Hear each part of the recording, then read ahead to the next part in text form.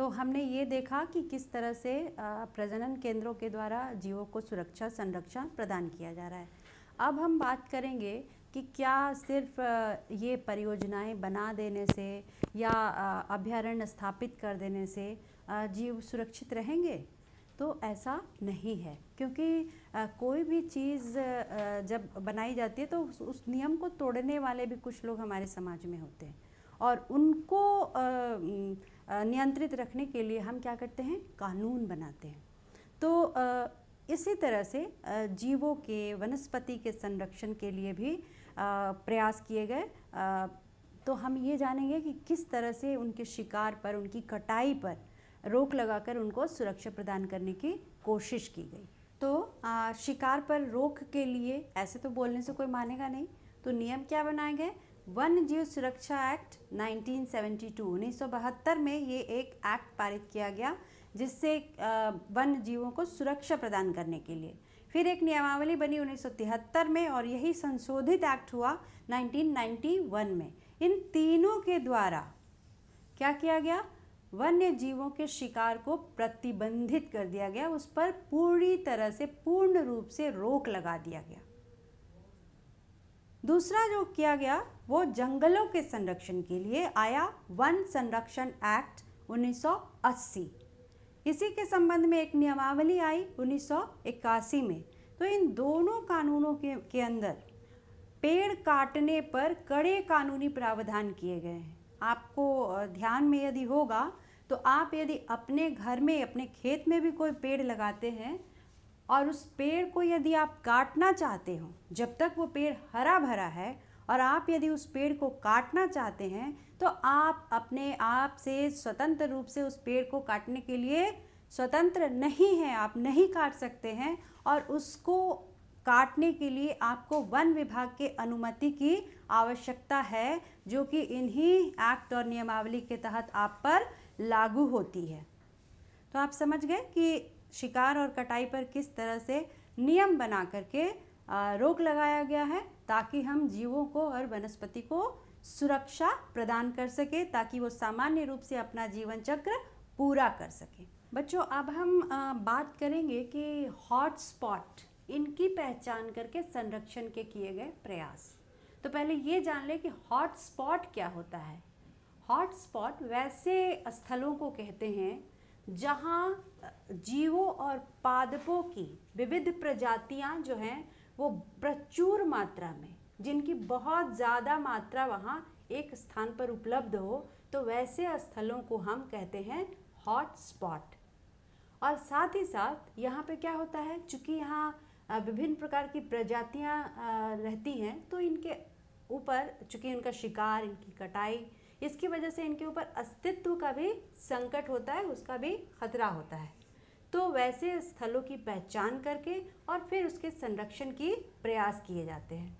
तो 4 ऐसे क्षेत्रों की पहचान हमारे देश, या यूँ कह लें कि भारतीय उपमहाद्वीप में की गई है, जो हमारे देश से जुड़ा हुआ है। तो पहला जो क्षेत्र है वह है हिमालयी क्षेत्र।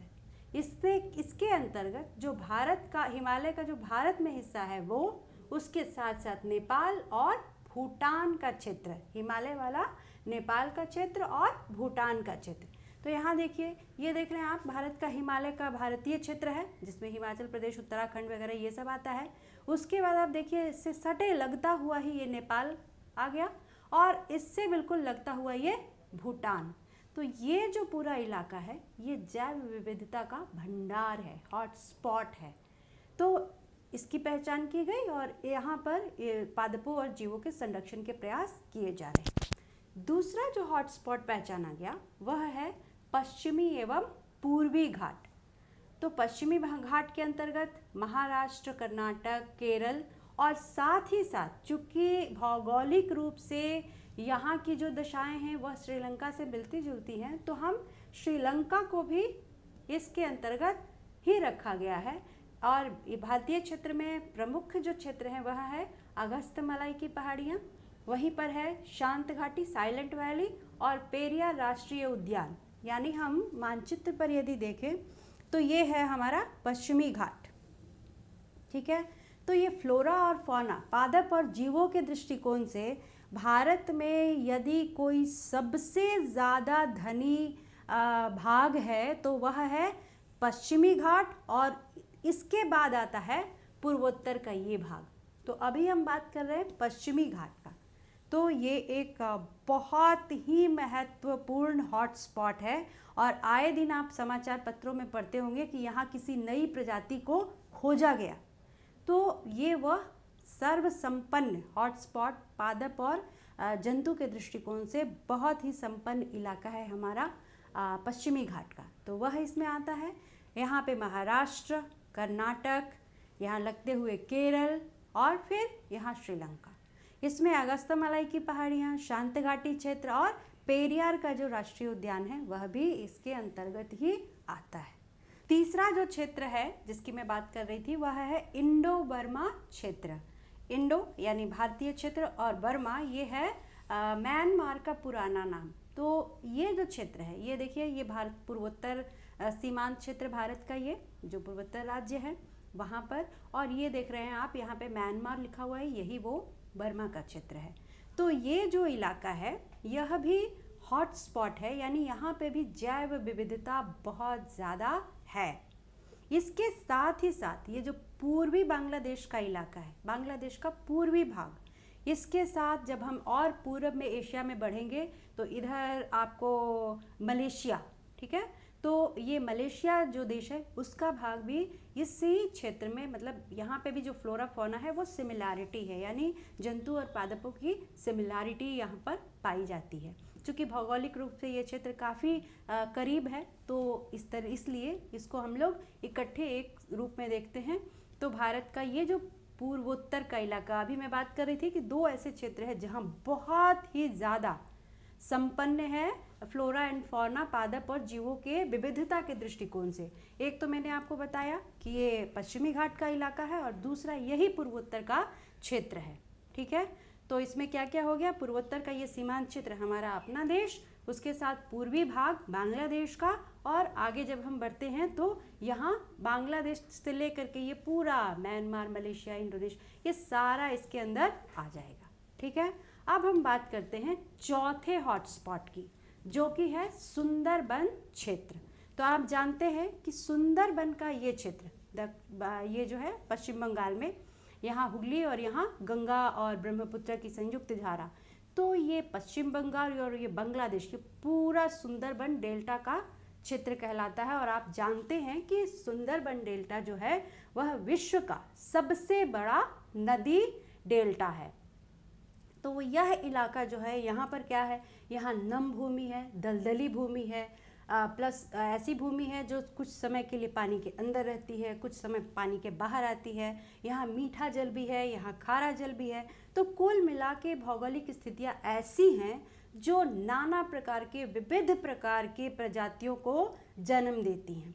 तो इसी के लिए यहाँ पादपों की और जीवों की विभिन्न प्रकार की प्रजातियों की बहुलता देखी जाती है, इसलिए इसको भी एक हॉटस्पॉट के रूप में पहचान मिली है। तो इसके अंदर आ गया सुंदरबन डेल्टा क्षेत्र। फिर आप यहाँ देख रहे हैं अंडमान निकोबार द्वीप, ये देखिए, यहाँ से हम अब और दक्षिण पूर्व की तरफ आते हैं। ये आप देख रहे हैं अंडमान एंड निकोबार आइलैंड्स। तो ये द्वीप समूह भी एक बहुत ही बड़ा हॉटस्पॉट क्षेत्र है पादप और जीवों के विविधता के दृष्टिकोण से। इसके साथ साथ आप यहाँ देख रहे हैं प्लस करके लिखा हुआ है थाईलैंड, सिंगापुर, इंडोनेशिया और मलेशिया, यानी और हम पूर्वी भारत की एशिया की तरफ बढ़ते जाते हैं तो ये भी इसी भौगोलिक क्षेत्रफल के अंतर्गत आता है। तो आप देख रहे हैं कि हॉटस्पॉट की पहचान करके, हॉटस्पॉट यानी वैसे जगह हैं जहाँ पर जीवों और पादपों के प्रजातियों की बहुलता हो, यानी बहुत ज़्यादा वहाँ पर उनकी संख्या हो प्रजातियों की। मैं सिर्फ क्वांटिटी की बात नहीं कर रही हूँ, यहाँ स्पीसीज़ की बात हो रही है कि वैरायटी ऑफ स्पीसीज़ यहाँ पर पाई जाती हैं और उनकी पहचान की जाती है। तो 4 क्षेत्रों पर आज हमने चर्चा किया, हिमालय क्षेत्र, पश्चिमी एवं पूर्वी घाट का क्षेत्र, फिर तीसरा हमने बात किया इंडो बर्मा का क्षेत्र, और चौथा जो क्षेत्र हमने आज चर्चा की वह है सुंदरबन क्षेत्र।